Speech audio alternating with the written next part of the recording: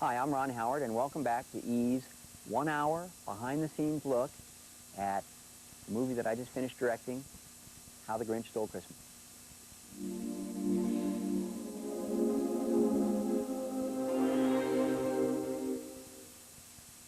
Every aspect of this movie I looked at, I'd walk onto the set and I'd just go, come on, this is insane. It's amazing. C'est un sacré défi d'adapter pour l'écran une histoire qui surgit d'un livre pour enfants. They were still exploring the idea of just what to do to get the book onto the screen, what to do to get it off the page and on film. Il faut des spécialistes, des esprits très habiles et de nombreux artistes pour faire naître Chouville. I went back and started at the very beginning, went and for a couple of days sat and put all the Seuss books from the first one to the last one out in front of me. Michael, consciencieusement, a consulté les pages du livre pour enfants en passant au tournage. The first task at hand was really how to divide up the world, how to divide up the stories. It was certainly between sort of the world of the Grinch and the world of the Who's. Whoville was conceived sort of not as Seuss had done it in the book, just a series of little haystack houses, but I wanted to make it as a medieval village. Take a bus to one of the sound stages, and then you'd walk on, it'd be snowing, it'd be Whoville. I mean, it'd be like a town. The largest soundstage at Universal was completely transformed into Whoville. The magic of walking on that set for the first time and seeing everything created out of painted styrofoam, all those curvy lines. It was like a fantasy world. It was like a big dream. And my bedroom was really, it was like a fantasy, just like I said it. My bedroom was really fantasy. It was all pink. It was like a girl's dream. Then what I wanted to try to do was to think about the Grinch then, and sort of in contrast to that world, sort of what would his world be like? I really wanted to kind of take all the color out of the Grinch's world as much as possible. I wanted it to almost feel like a black and white movie. Si vous imaginez que c'est facile à faire, c'est loin de la vérité car c'est plutôt l'enfer. These things all had to work, and you know the things that have proven to be most difficult were some of the things we felt would be actually the simplest. Sort of, okay, now we've gotten the right shape to this, we've gotten the right color, but the damn door can't open now because the hinges won't work. Every stick of furniture, every hand prop, everything has all been, if not manufactured in the vast majority, has been sort of illustrated and built from scratch. I was always amazed at what they came up with. I mean, look at everything down to the details of the furniture and the design. It doesn't just come from a catalog magically. Somebody draws it and creates it and cares about it. Everyone was so intent on really trying to capture the essence of these things and be as true as possible to the, not necessarily to the letter, but more to the spirit of Seuss. Après des mois d'efforts, Chouville est enfin né. Seulement, il reste encore les costumes à trouver. Well, the Grinch, of course, has no clothing in the book except for the Santa suit. Dans un film pour enfants, on doit être habillé. Les costumes pour Rita, c'est une spécialité. We're locked into how do we solve the problem of turning humans into Who's without making them look too cutesy or clowny. Rita a travaillé pour le film Casino et des gens renommés comme Robert De Niro. Well, I tried to keep everything very simple. I tried to use materials that would have been available when Dr. Seuss was writing the book. It was like doll dressing. Every character, especially Martha May, she was kind of the Barbie. The task with Martha was to make her a glamorous, beautiful Who, which we could certainly achieve with those gorgeous wigs and costumes. I feel like we're doing the Wizard of Oz. And we've just been plowing ahead, and when you stand back, this is enormous. It's enormous. And it's fantastic, and it's really its own world. Les choux ont maintenant des maisons, un village, mais après les vêtements, il reste le maquillage. We had 5 months of close to 60 makeup artists and I think 30 hairstylists working daily. Rick Baker, maquilleur, est un artiste à part, spécialiste à l'honneur. Il a eu 5 Oscars. That's the kind of movie that I always wanted to do. I always wanted to do a big scale fantasy picture. And a picture like this where everybody is in makeup. But I was also terrified of it. I've never done anything this scale. In Stage 16 or makeup and hair room.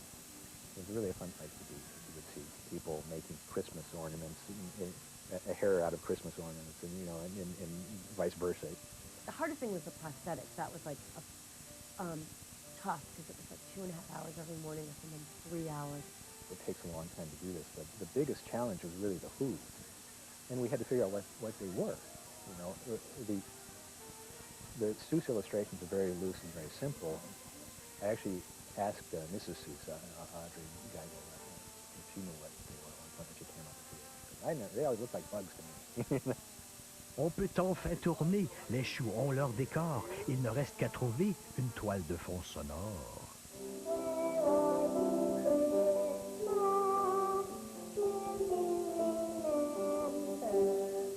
Ron asked me to become involved in this about a year ago to write the music, and it was a real challenge. James est l'homme idéal pour écrire la musique. C'est lui l'auteur génial de la trame de Titanic. He very much wanted me to write a score that was whimsical and sort of crazy, yet at the same time had a tremendous amount of heart to sort of anchor the story. When I'm writing, I get a lot of musical ideas, thematic ideas, weird instrument ideas, mood ideas right away. And that's the process, turning all of these nice musical ideas into spun-out sequences that narrate the film. Rencontrons tout à l'heure l'enfant au talent fou qui joue avec bonheur la jeune Cindy Lou Chou. You'll have to eat that fat. Otherwise he would swallow your guts. And no, stop. It's today. So desensitized.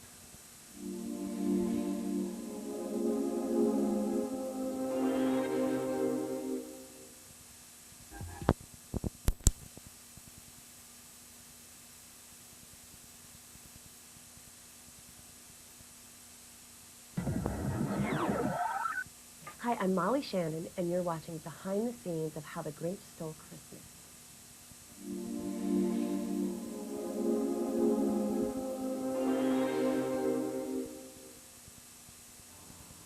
Vous connaissez maintenant les secrets des coulisses. Découvrez à présent une très jeune actrice. I'm Taylor Lumpson, and I play Cindy Lou Who in How the Grinch Stole Christmas, and I'm 7 years old, and I live in St. Louis, Missouri with my mom, dad, and little sister named Sloan. I really like it here, but it's really different from New York, California, all the other places that I've been. I like here how it gets fall. I like how it gets cold. I like how it can get cold and snow, and then you can build snowmans and have snowball fights and make snow angels. I started acting when I was 3 years old, and I started out doing national commercials. My mom's a good cook. This is how you make cake and bake. What? Shake it all crazy. I built it into TV shows and then movies. Son expérience télé est un sérieux atout afin de décrocher le rôle de Cindy Lou. We did a lot of auditions, and it was really fun to try all the costumes on and the makeup, and that was when I met Ron Howard. It was a real privilege for me to get to work with them. They narrowed it down to about 3 girls, and I feel really privileged that I got chosen. Taylor, who's an exceptional kid with great parents, she just had kind of a grounded quality, and that's what's unique about Cindy Lou Who. Jim Carrey was very nice, and he's not crazy like everybody thinks he is. But in his singing, he could get kind of crazy because that's what they wanted him to do for this part. But otherwise, he's very nice, and he's just like a normal guy. We got along great, and she was buying me Crunchies, which is my favorite Canadian chocolate bar, and so she was plying me with Crunchies all the time, you know. I would give him candy bars, too much candy and chocolate on the set, that he would get all hyped up. I've always loved to sing since I was really little.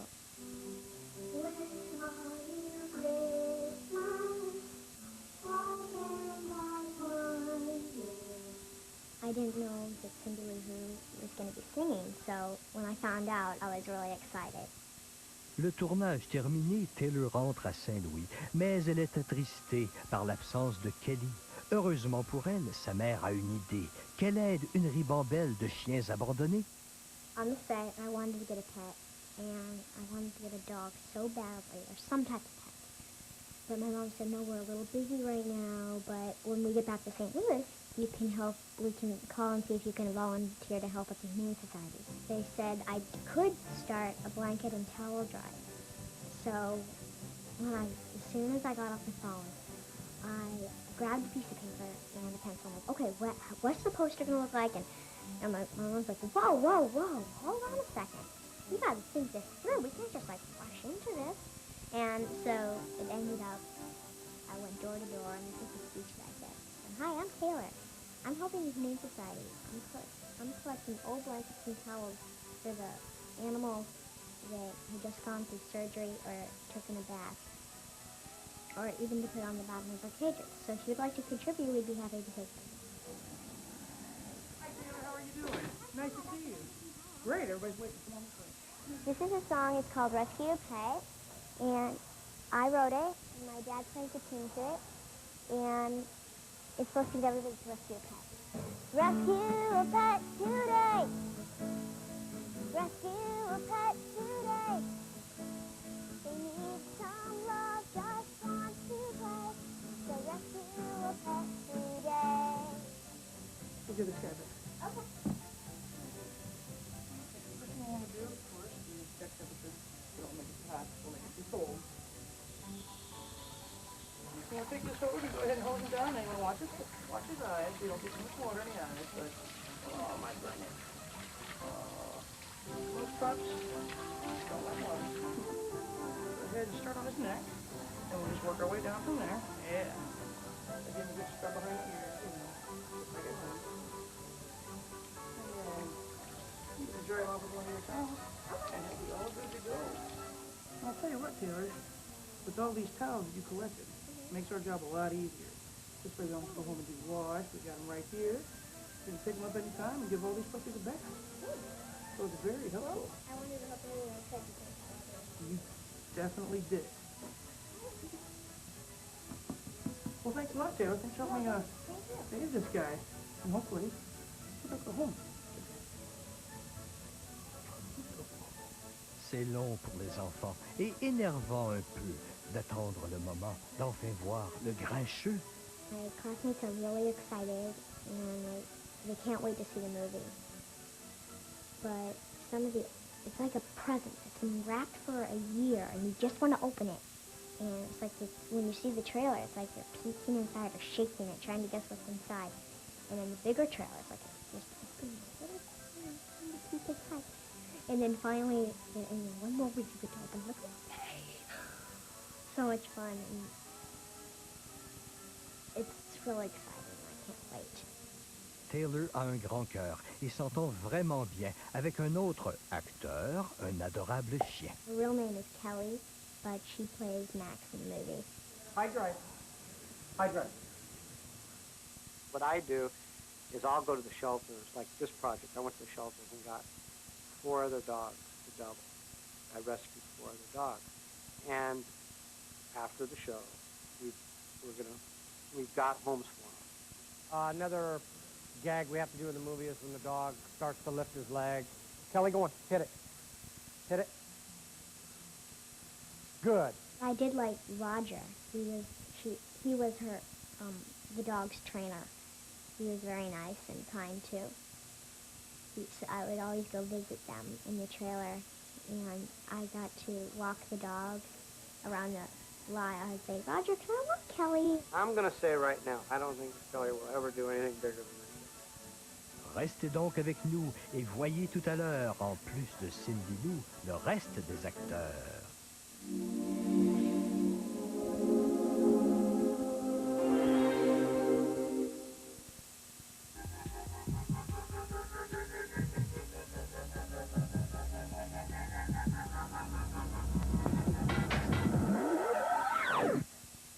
I'm Christine Baranski, and you're watching E's behind-the-scenes look at How the Grinch Stole Christmas.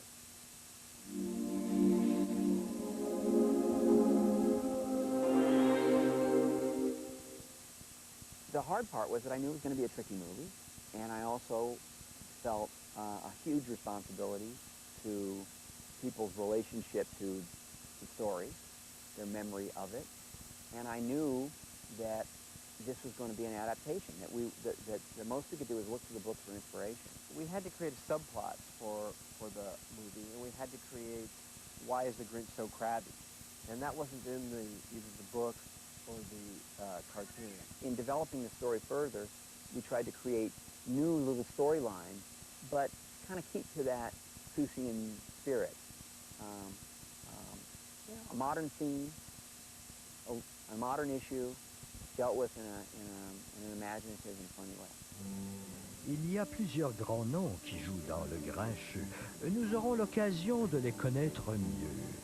Christine Baranski a, à la télévision, un rôle époustouflant et sa propre émission. Elle a pu décrocher, grâce à son grand talent, le rôle de Martha May qui lui va comme un gant. Well, Martha May. She was like the Martha Stewart of Whoville. Miss Perfect, winning all the contests and doing everything perfect, and nobody could beat her in any of the competitions. Daddy! Hi! Martha! My, I've never seen so many beautiful Christmas lights, Daddy Lou. Well, I'd blow every fuse if I tried to keep up with you, Martha May. Isn't this antique darling? It's handcrafted and almost 100 years old. I really like it. This, however, is new.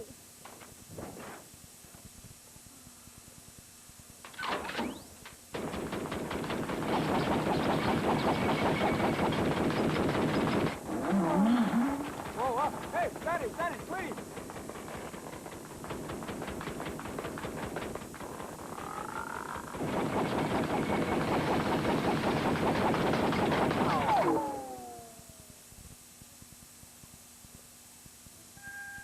Well, Christine Baranski is a great theater actor. She's big and theatrical, and we just thought that she would be the bigger-than-life character that you need to also be a formidable love interest to ultimately to the Grinch. Yeah, I think that's a love story there. I think she knows that there's no one else in town with whom she could have an authentic relationship of any real depth. Monsieur Jeffrey Tambor a lui le rôle du maire, un homme plutôt retors avec ses congénères. Tell me that your boys were not up on Mount Crumpet provoking the one creature within a billion kilometers of here who hates Christmas. What was the Grinch? Well, The boys didn't see any Grinch. he was right after They us. I think they were just up on the mountain playing with matches or debating public property or... Oh, well, that's really... Mayhew. August Mayhew. Yes, he's a politician, always sloganing, and deeply in love with the Christine Baranski character. Jealous. All of that. So he's an egotistical guy. He hates the Grinch. He hates the Grinch character. He hates anybody who's different. He hates anybody with a different color. Anybody green. You need someone that's going to be formidable to the Grinch. So if you know that is your standard, then it brings you down to a very small group of actors. And Jeffrey Tambor is very confident. There's so many actors wanting to be in this movie and work with Ron Howard and Brian Grazer. And so when I got the call that I got the part, I was at Saturday Night Live and my agent called me and I was like, oh my God, this is crazy. You know, like, it's like a dream come true.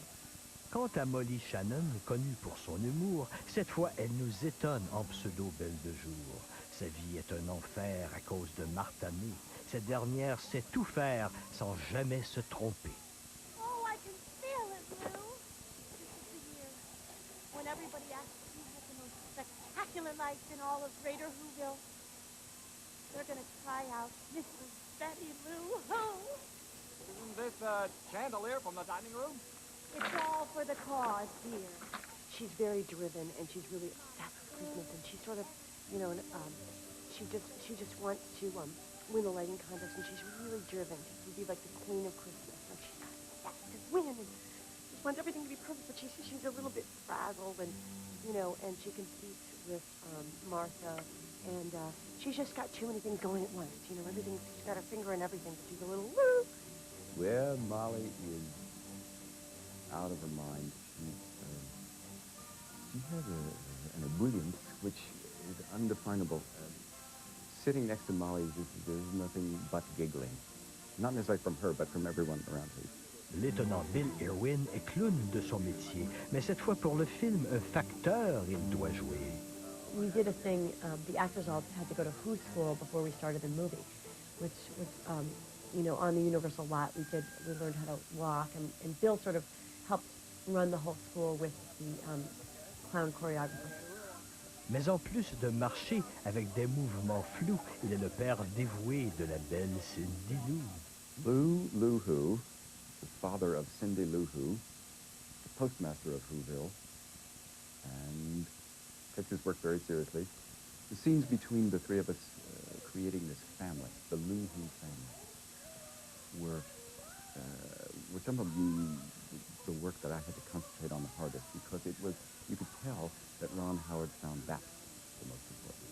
I think we have the chance to be making a classic for children and adults that will be seen way beyond this year. Surtout ne partez pas, car dans quelques instants, nous découvrons en quoi le Grincheux est tordant.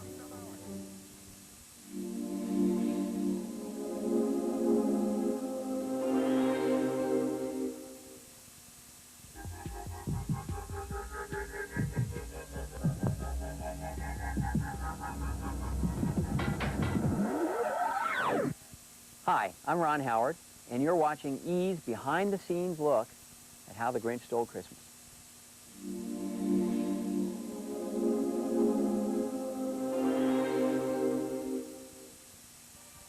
Quel acteur est doté d'une verte fourrure? Mais oui, vous le savez, c'est Jim Carrey, bien sûr! I tried to make Jim Carrey the Grinch, And so, there's always a little bit of me and a little bit of, it's that part of me that can understand the Grinch that's in that suit. I've always loved this character. I've always been kind of a little bit of an outsider, and I think that he's the ultimate outsider. I've done years of research in the self-help section of your favorite bookstore.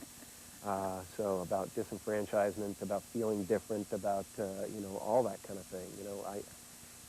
I probably could, get my PhD in some kind of psychology, within a few months.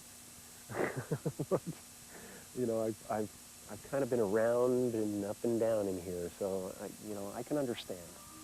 The story of his change of heart has always been really important to me. Most people are reachable. Most people just want to be part of the party, and they part of the club. And if you give them the opportunity, they will be, So that's what's so important about this story. Santa? What? Don't forget the Grinch. I know his mean hair and smelly. His hands might be cold and clammy. But I think he's actually kind of sweet. Wait!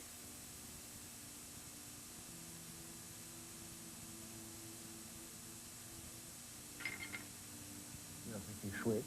It was very difficult physically. It was, restricting, and, I had to try to find a way to deal with my hands and deal with props and gigantic feet, and the suit was hot and horrible, and it was, the eyes were painful, and there was a lot of discomfort involved. I don't think it was ever pleasant for him, but he got to the point where he could really, really do his work. With that suit on, to be able to do a performance, as well as have, deal with that stuff was a real huge challenge for me, and just to still have fun, and so I was able to get there. I was happy. We all knew we were part of something really special, too, and that helps, Et c'est à Rick Baker, artiste talentueux, qu'on doit le costume vert qui habille le Grincheux. I had a vision for what I thought the Grinch should be early on. My biggest challenge, I think, was kind of convincing Ron and Brian and everybody else that what I thought the Grinch should be is what it should be. Initially, there were like 5 or 6 different looks that we considered for the Grinch. And Rick didn't tell us which one he had done. They right away chose mine, which I was happy about. Because the guys that work for me are much younger, you know. It's like, see, the old guy still got it, you know, kids, you know. But actually, I liked some of the stuff that the guys did, you know. He borrowed some ideas from some of the other looks as well, and then began trying them on Jim. Basically, three major appliances. Kind of a back of the head, in front of the head with all the wrinkles in it, and a major face piece. And the only part that was really Jim was his lower lip and chin. These pieces are glued onto his face with his medical issues that we have. Jim has to be very still for that, which is hard for Jim. And the hair pieces are put on. We made wigs and facial hair pieces. And eyebrows are put on. His dentures are put in. And the contact lenses are put in. And he flips into the suit. It's a lycra spandex foundation that's kind of like a body stocking that he made with properly dyed green color.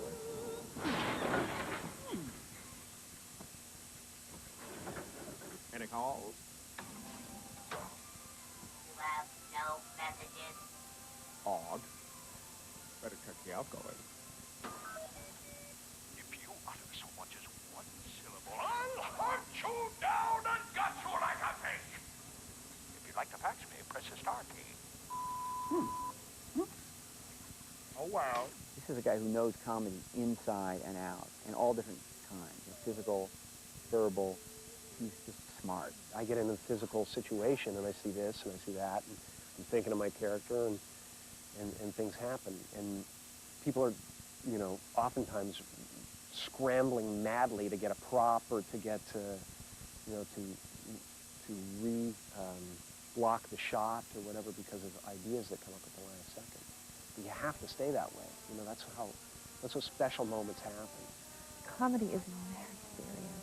It requires, it's rather like, it's like music. It's rhythm and notes, and it's a very precise art. When you watch Jim come on the set, he has it worked out what he wants to do.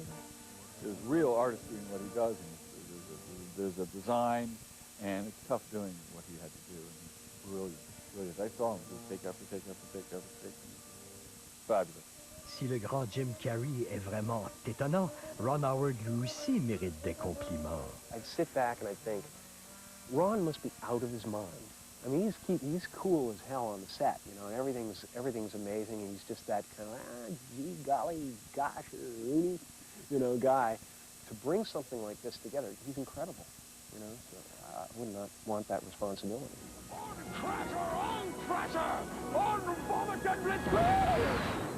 It was a great experience. It's just been so many blessings in my life this year, you know, amazing. My personal life, my daughter is always a blessing, and, you know, I mean, just to be able to bring her to this is really cool, you know. It's going to be a great Christmas. Le Grincheux cette année, nous arrivons à point, risque de se trouver sous de nombreux sapins.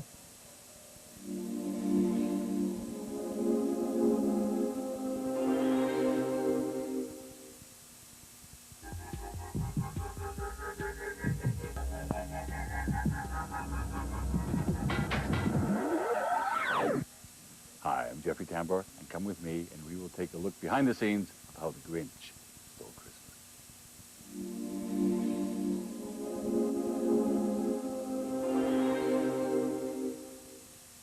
He's playing a double twist. Interrupted the work by 2.5 with the combo tucked and pike. High degree of difficulty.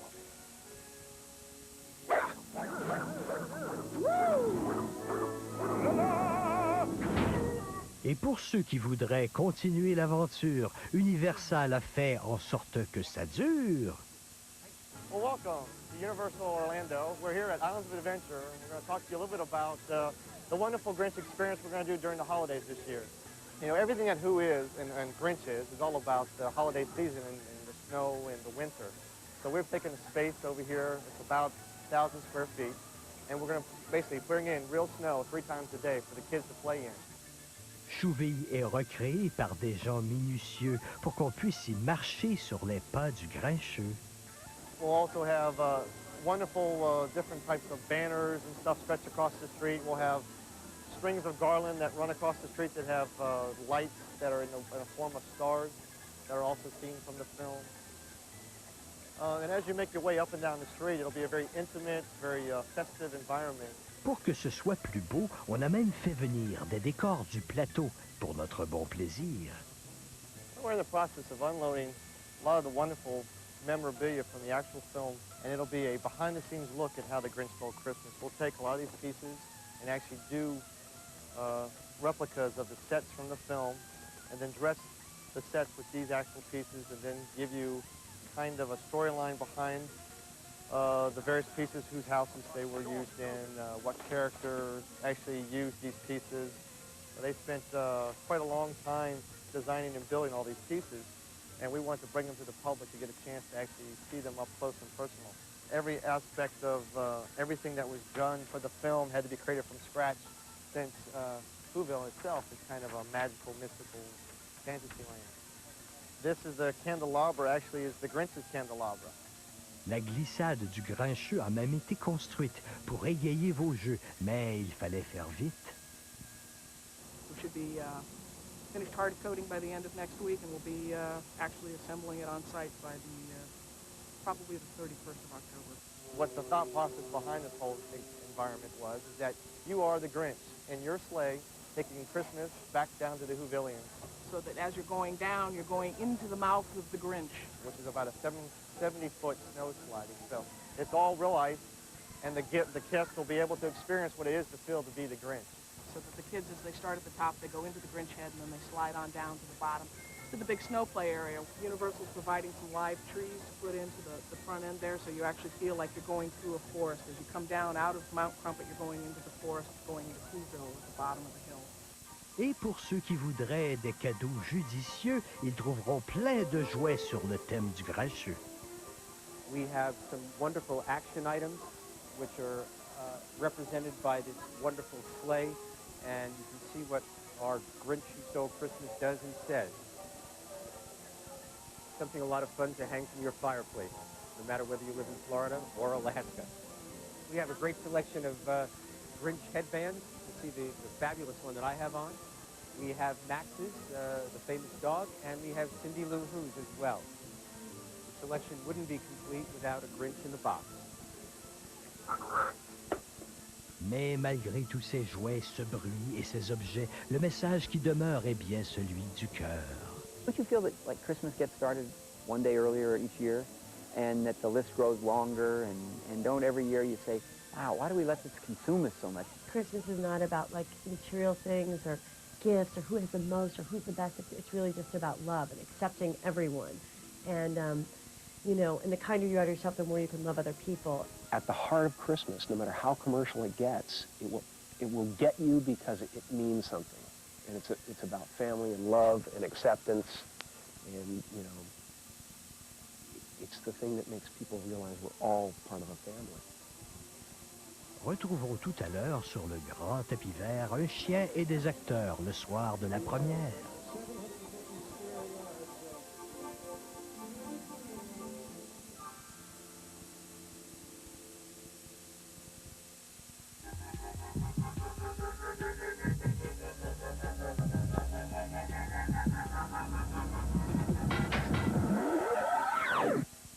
Hi, I'm Bill Irwin. You're taking a behind-the-scenes look at Dr. Seuss's How the Grinch Stole Christmas.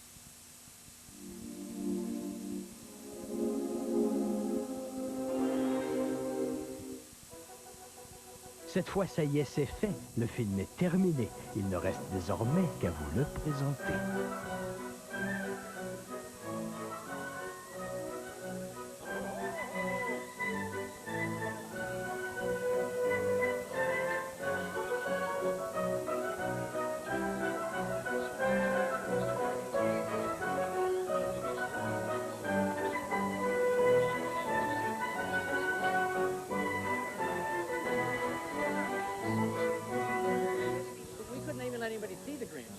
Filming, so it was all controlled. He likes to go chase the tour bus down. I wouldn't let him chase the tour bus around. All right, he's nuts. Let me just say that, and then I'm going to leave. Tour buses. I wouldn't let him chase them. You know, he likes to chase the tour buses. I had to go out of the studio with a lamp, basically, on my head. I had this thing with fringe this long, and I would walk out, and the people on the what the hell's that movie you did? Backdraft. Oh, right. yeah. On the backdraft ride with these great, yeah, come on, Jim, take it off! Like that, boys with their hotel cameras. But Jim likes to chase the tour bus, and I had to say, no, Jim, no, you really can't. Come on. I like to ram it like a rhino. Okay, Max, what's Jim Carrey like to work with? Et voilà, c'est fini. Merci d'être resté. Laissez-nous vous souhaiter un Noël très heureux, mais quoi que vous fassiez, ne soyez pas grincheux. Your heart's an empty hole. Your brain is full of batters. You got gotta do this, oh, Mr. Grinch.